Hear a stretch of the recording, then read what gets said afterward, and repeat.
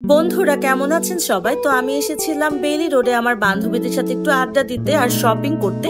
এরই ফাঁকে ভাবলাম একটু পেট পূজা করা যাক, তো সেই কারণে চলে আসলাম বেলি রোডের যে একদম কর্নারে, মানে সিদ্ধেশ্বরীর সাইডটাতে, সিদ্ধেশ্বরী কলেজের ঠিক অপোজিটে।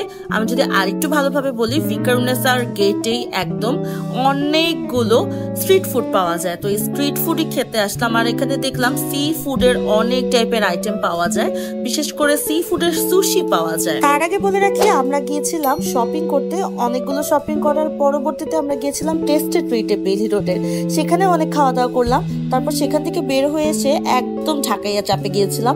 আমি তো খুব ভরপুর পেট ভরে ঢাকাইয়া চাপ খেলাম, কিন্তু পরবর্তীতে মনে হলো এই সুশিটা ট্রাই করে দেখা যেতে পারে, কারণ এত কম প্রাইসের মধ্যে সুশি পাওয়া যায়, এটা ভাবার বিষয়, তাই না?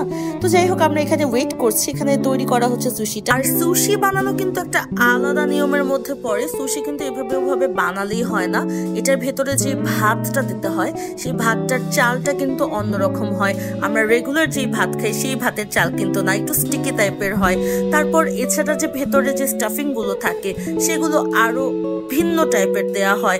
অনেক টাইপের ভেজিটেবলস অ্যাড করা হয়, কাঁচা ভেজিটেবলস অ্যাড করা হয়। বেশিরভাগ সময় স্যামন মাছটা ইউজ করা হয়, ওপরে সি উইডস দেওয়া হয়। তো সবকিছু মিলিয়ে কিন্তু সুশি জিনিসটা একেবারে ইউনিক একটা খাবার আমাদের দেশের জন্য এবং আমাদের দেশের মানুষের জন্য। তো এটাই ওয়েট করছিলাম। আমি বেশ অনেক জায়গায় সুশি খেয়েছি, অ্যান্ড সেগুলোর প্রাইস কোনোটাই 1000-এর নিচে না। তাই আমি যদি এখন এখানে বসে ওইটার সাথে এটা তুলনা করতে বসি, তাহলে কিন্তু আমার নিজের জন্যই ক্ষতি, কারণ ওটার সাথে এটা অবশ্যই তুলনা হবে না।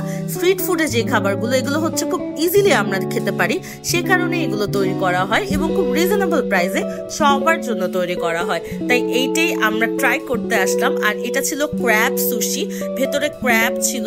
আমি বলবো খাওয়ার পরে আমার কাছে মোটামুটি ভালো লেগেছে, এভারেজ। আমাদের প্রিয়াঙ্কা এখন এটা দিয়ে ট্রাই করবে।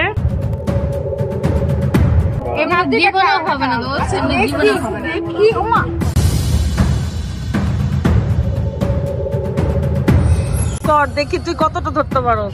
কি ধরতে জীবনে হবে, আরো নিচে ধর।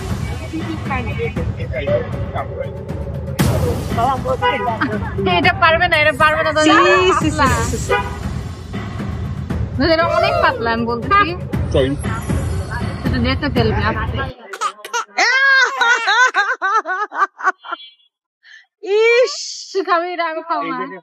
হ্যাঁ ভাই, আমরা বাঙালিরা আসলে এটাই করি, চপস্টিক পাইলে। যাই হোক, পাশে একটা মোমোর দোকান ছিল, সেখান থেকে আমরা মোমো নিলাম। আমার বান্ধবী বলছিল যে এই মোমোটা অত বেশি ভালো হবে না, তারপর আমরা নিলাম। তো আমি বলবো যে ভেতরে যে চিকেনটা ছিল সেটা স্টিমড ছিল না, সেটা কাইন্ড অফ ফ্রাইড ছিল। আমাদের পুরো দিনটাও আজকে এরকমই ফ্রাইড ছিল, কারণ আজকে অনেক গরম ছিল।